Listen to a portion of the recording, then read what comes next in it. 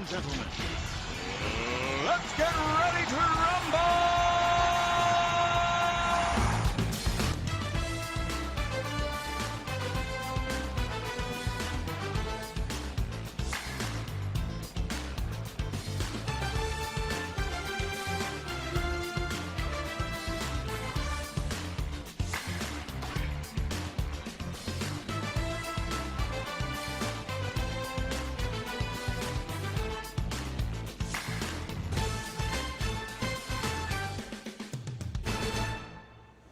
Hello, and welcome to a new edition of Political Smackdown. I'm your host, Mike Philbeck.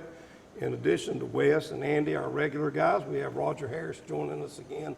I think Andy calls him our permanent substitute regular or something. Yeah, like something like that. Something like that. Happy Groundhog Day. Well, forgive my voice, I feel fine, but I am a little hoarse, so I'm going to let these guys do as much of the talking as possible. Is horse what you'd call it? I've heard you called other animals. I've heard the other end of the horse. Well, I used to be one of those, but I changed in '84. When you going to change?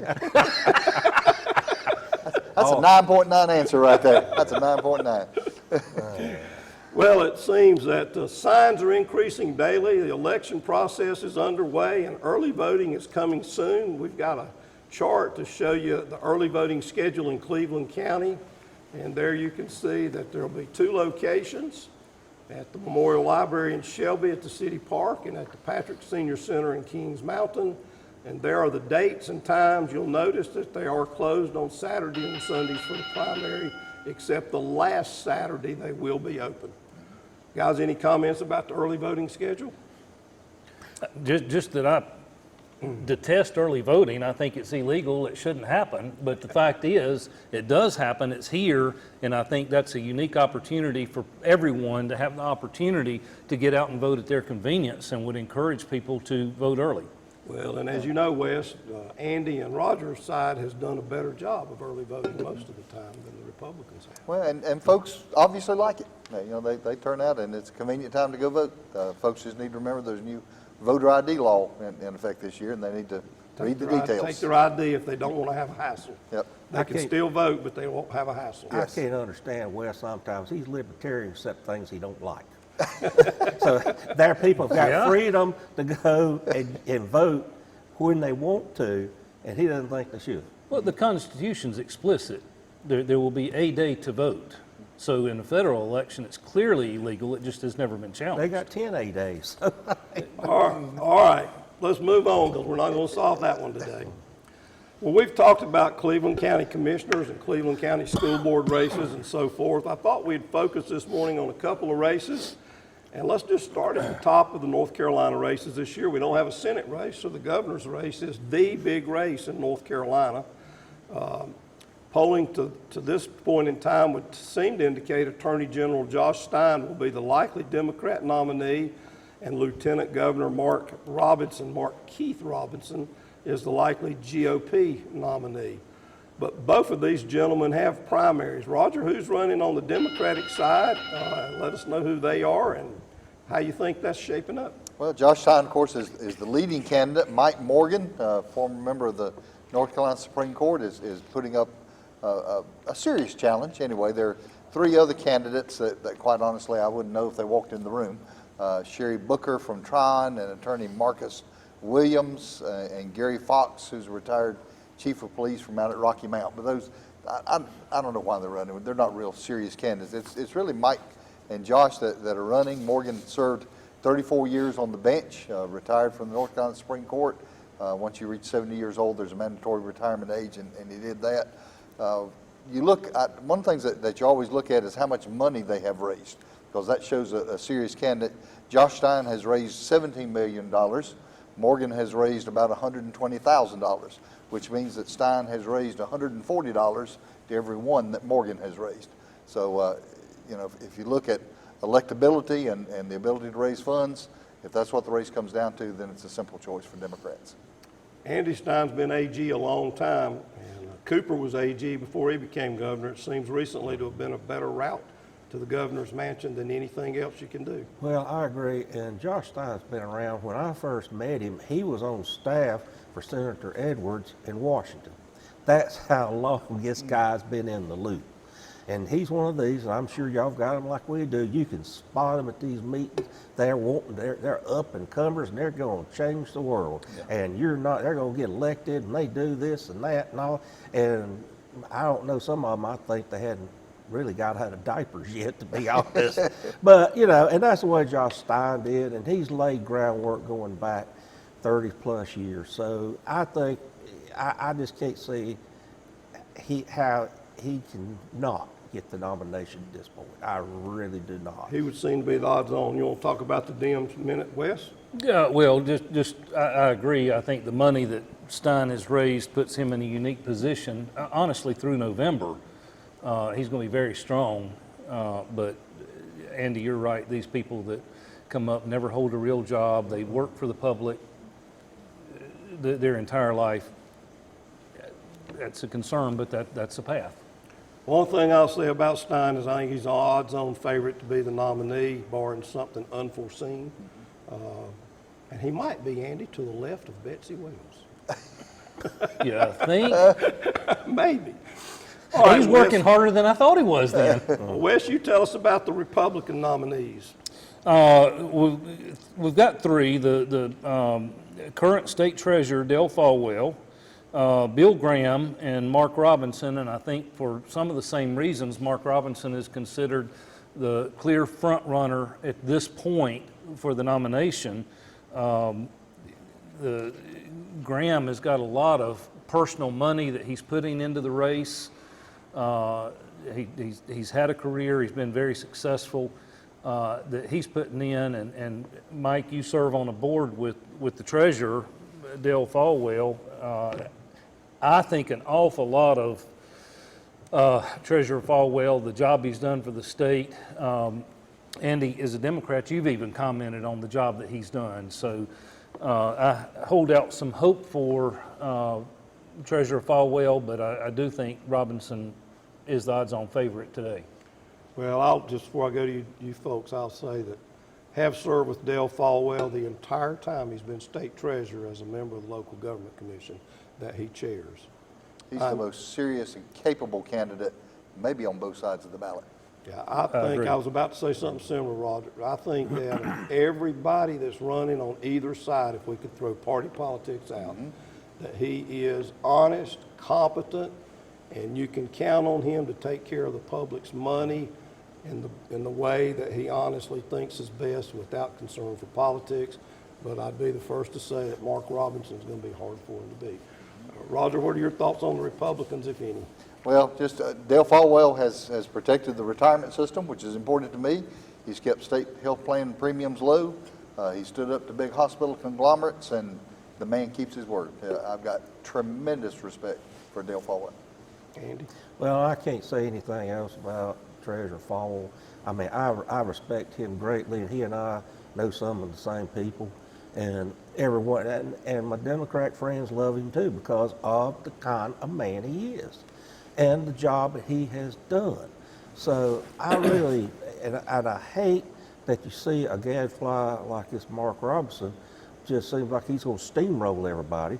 Now, at least From a YouTube video. yeah, that's all he started from over From a 1918 YouTube video. Yeah, not from Greensboro City Council. 1918. I mean, 2018, I'm sorry. He's not that old. But when Be you running get, for president. ain't that the truth? But anyway, but when you start looking at what Graham is doing, I mean, he is throwing some heavy lumber at Robinson over his anti-Semitic comments, and and Robinson isn't backing down from him. His thing is, well, I might have said it in a different manner, but I really believe it's factual. Yeah. Now, anybody in this day and age that says the Holocaust didn't happen. Well, when 82-year-old Paul Pelosi was attacked, Robinson doubted that even happened. Well, let's move on to the Libertarians for governor, Andrew. Can you believe it? We have 2 Libertarians running for governor. Well, what's the next thing going to happen? Wes going to start growing hair? Don't I wish? Do any of you want to say anything about Michael Ross or Shannon Bray, who are running for governor as Libertarians? For the record, I'm a Republican, so I couldn't even vote in the primary if I liked them, but I don't know them, so. Well, I don't know them either, but I'd say one of them in the general election will get somewhere between 2 and 4% of the vote. That's You're what you being real casual with that. I don't know if it'd be that much. As we say in the South, bless their hearts. Well, the second highest job, at least in the rankings of some people, is the lieutenant governor, who becomes acting governor if the governor is out of the state, or becomes governor if the governor is unable to continue in office. But they run separately. Right now, we have a Democrat governor and a Republican lieutenant governor, which is not the great ideal. But that's the way North Carolina's been, I guess. It's been that Forever, way since yeah. 1776 Yeah. or whenever. As far as I know. But we have a lot of people running on the Republican side, but we only have 3. One of you guys want to tell us who the 3 candidates for the Democrats for lieutenant governor are, and who you think's the favorite? Well, Rachel Hunt, Governor Hunt's daughter, is running. She is a first-term senator. She's an attorney, has an educational consulting business that I know just a little bit about, not a lot, but she's probably the leading candidate. Ben Clark is a first-term senator. He's an Air Force veteran with a 20-year career, teaches aerospace science or something, and seems like a good guy. But those, I think, are probably the top 2 candidates in the race. Andy? Rachel Hunt's followed the same trail a lot of people have. Started in the House, she moved to the Senate, and now she's got her daddy's Rolodex and is dialing for dollars all over this state. I think it's Rachel Hunt's to lose at this point. Yeah. She's got better name recognition, and you better believe it, Daddy's sitting down there in Wilson, and he's wearing the phone out, because that's one thing I respect about Jim Hunt. He understands how to keep that organization together, even not for yourself, but to push issues or people you're interested in. So, before I go to Wes, the only thing I'd point out, you have Mark H. Robinson, a Democrat, running for lieutenant governor, and Mark K. Robinson, a Republican, running for governor. Yes. Wonder how many voters that'll confuse. a good many. A good many. A good many. You know, every bit of name ID each is trying to get helps the other to some degree, but Andy, I agree, a Hunt in North Carolina, she's from Charlotte, in a Democrat primary, no question in my mind, that one's hers to lose. All right, Wes, how many Republicans we got running for lieutenant governor? Well, like you have mentioned, Andy talks about Pharaoh's army. That's pretty much it. I think the 4 of us are among the only ones in the state not running for this. Ultimately, I do think it comes down to 2 people. Hal Weatherman, who many of folks in Cleveland County will remember was Sue Myrick's chief of staff. And of course, Ms. Myrick, very well respected in Cleveland County. And then later was Dan Forrest, chief of staff, who was lieutenant governor. So Hal's got a great statewide network of people. And then Deanna Ballard, who's in the Senate right now and has a lot of statewide support. I think those are the top 2 candidates. I think the question is, does anybody get over 30%? Do we have a runoff? But I think an awful lot. I've known Mr. Weatherman for 20, 25 years and think a lot of him. But I think Senator Ballard would serve well as well. Well, Hal's been a consultant for a lot of candidates. He's worked for some people in the legislature, and his mother is former Representative Sue Myrick. No, he worked for Sue. He worked for Sue. I thought Forrest, that was his mother. Dan Forrest. That's Dan Forrest. Forrest. I've got him Right. confused. I'm sorry. Yeah, he just worked for Sue. He was chief of But staff. very close to that family, yes. Yeah, but he is close to that family. Thanks for correcting me. But I would agree, Hal is a known entity, and I wouldn't be surprised to see him do well. And Deanna Ballard is the best-known person other than that. She narrowly lost, I believe, Wes, I might be wrong again, to Chuck Edwards last 2 years ago for the primary for the U.S. House. Yeah, I think so. She narrowly lost that primary and has been out for 2 years after being a senator. Well, folks, that's 2 of the high-profile races that are statewide, and both parties have primaries. So get out and do your homework and make the decision you believe is right, and vote either in early voting or on March 5th. We'll be right back after these messages.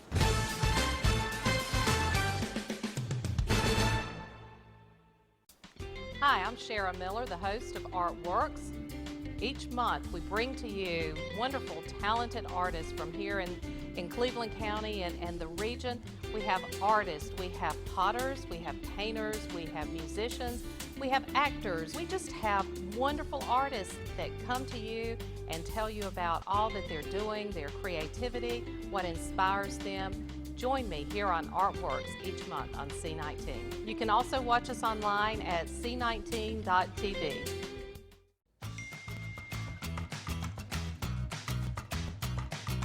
Probably not. I have to study for my exams next week, and my dad would kill me. I can't make it. I've got a big game tomorrow night. I want to make sure I'm in good shape. No, I'm good. I don't want to get in trouble. My parents would kill me. Nah, I gotta fill out scholarship applications. Everyone has at least one good reason to stay away from drugs and alcohol. Find your reason today and get back to enjoying life.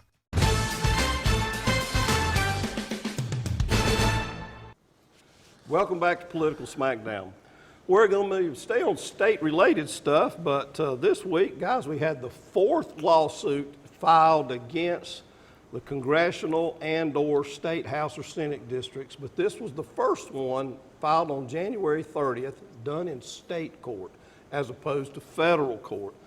The federal court ones all are accusing violations of the Voting Rights Act, Section 2, but now comes former NC Supreme Court Justice Robert or Bob Orr, who lost a governor's primary after he was on the Supreme Court, who's become an unaffiliated voter, who, Andy, was a special master to help the Democrats redraw the districts they didn't like in 2022. Imagine such a thing. Well, I'm sure he's a brilliant man.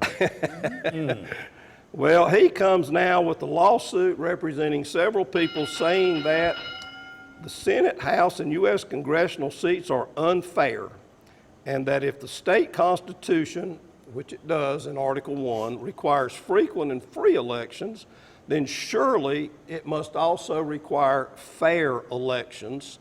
We'll see if the history professor can define fair here in a little bit. He admits that this is an unenumerated right. In other words, it's not in the Constitution, but the Constitution says that frequent and fair does not mean that people don't retain other rights. So he's saying this is one of those other rights. So at any rate, Chief Justice Newby in April of 23 used the word fair, saying it was not justicable, and that they agreed now with the federal Supreme Court that you can't really define fair. Wes, this is right up your alley. Do you want to tell us what you think about our good friend Bob or our once good friend? I don't know that I can tell you that on a television program. But I think you hit it in the notes that I made. His lawsuit specifically, if the citizens of North Carolina are guaranteed by their state constitution the right to frequent and free elections, then surely the Constitution guarantees them a right to a fair election. But no one can define it. It's sort of like we've asked Betsy many times, and refer to Andy and Roger today. Define fair. How much are your fair share of taxes? What is a fair election? One man, one vote, or one person, one vote, forgive me. What's more fair than that? And I don't know that, what was the word you used? Justicable. Justicable. I don't know how you define that. That becomes this ever-changing target that we see over and over and over with every lawsuit that's filed. You have to create minority-majority districts, but if you do that, you can't do it. There's always a lawsuit. There's always a challenge. At some point, the General Assembly sets the districts, people go vote, and we elect folks.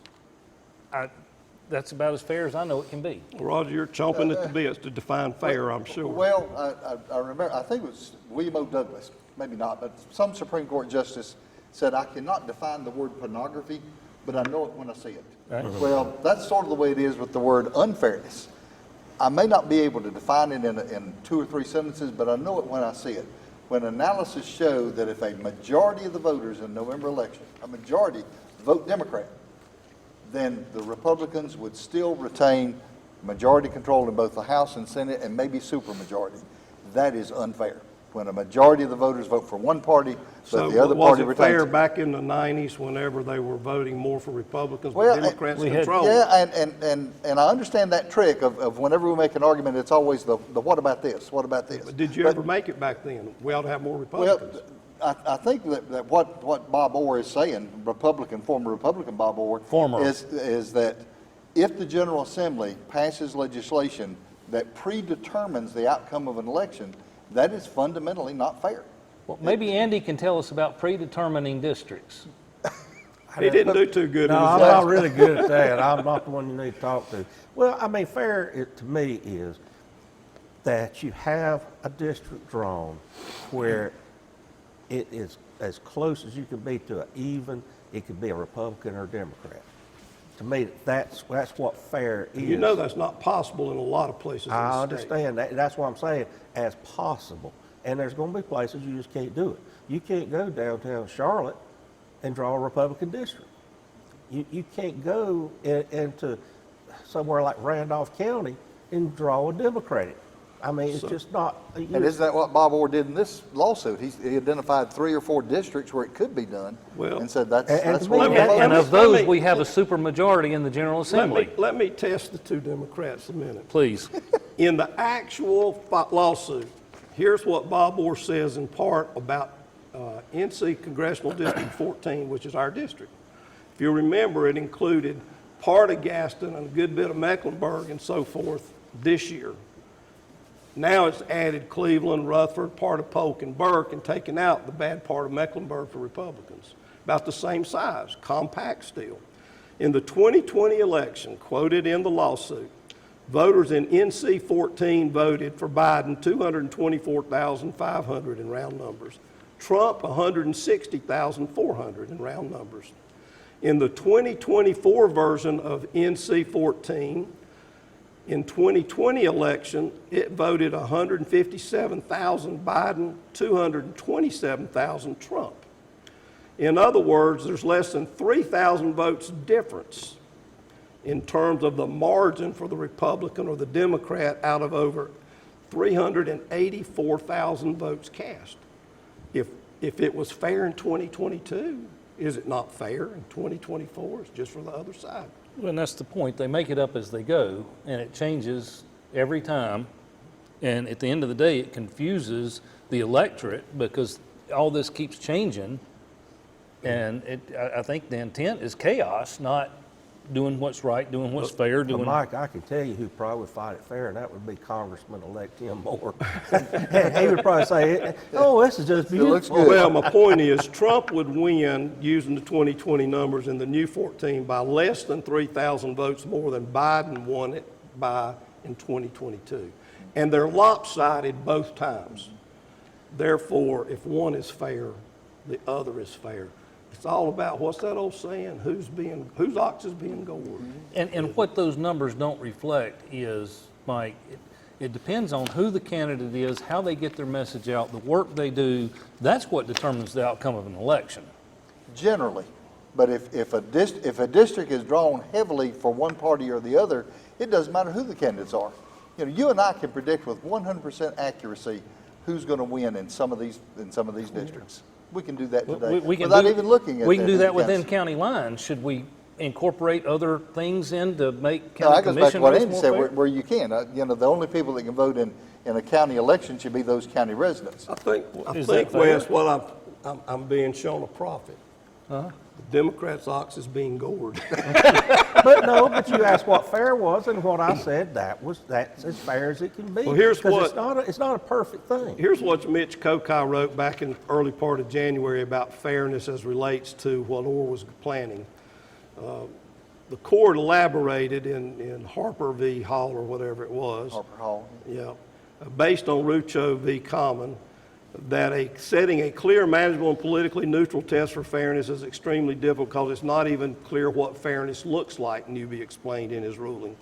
Fairness might mean creating as many competitive districts as possible, or it might mean guaranteeing safe seats. In conclusion, the Supreme Court of the U.S. held that partisan gerrymandering claims are non-justicable. That is, can't go to court, they can't decide, because there's no plausible grant of authority in the Constitution, and no legal standards to limit and direct. And 4 years later, Newby wrote, we find the same thing applies in the North Carolina Constitution. So given that, why is Orr filing this suit? Can it go anywhere? And Orr, as an attorney, should understand that. It can't go anywhere unless you change Supreme Courts. It is obviously a long shot at best. All right. Well, if y'all want to talk long enough, we can go on to the lightning round because we won't really have time to do the other one. Andy, you want to get us started? Well, you know, I hate to say we have one watcher that is missing me talking about pornography. Well, Only one is missing that? so she's just going to have to wait till next week. I've got 2 shout-outs I want to give. One is Dr. Love with Caramont Charitable. She is a super fan for Political Smackdown. And she loves the discourse. She is a highly intelligent lady who feels like we have taken this yang politics in our country right now and we've elevated it, which I like to think that we have done that. And I'm proud to be a part of something to do that. The other shout out is to the new owners of Nissan Place over at Discovery Nissan. I went in there and got to go know some of the guys in there, and they were very interested in Political Smackdown. So I said, well, guys, you need to watch, because none of them are from around here, all from Asheville, Hendersonville, that way. So guys, watch it, appreciate what you do for everybody. They're trying to right a bunch of wrongs in that dealership. Well, I hope they get their inspection machine fixed. Probably already have, but Patty had to go to another dealership to get her car inspected because theirs hadn't got up and running after the change of ownership 2 weeks ago. Roger? You know, one thing that we hear from voters and the public all the time is that Democrats and Republicans need to learn to work together. They need to reach across the aisle. They need to talk to each other and cooperate. Well, it happened. Finally in Washington, Democratic and Republican senators are working together on a tough border security bill.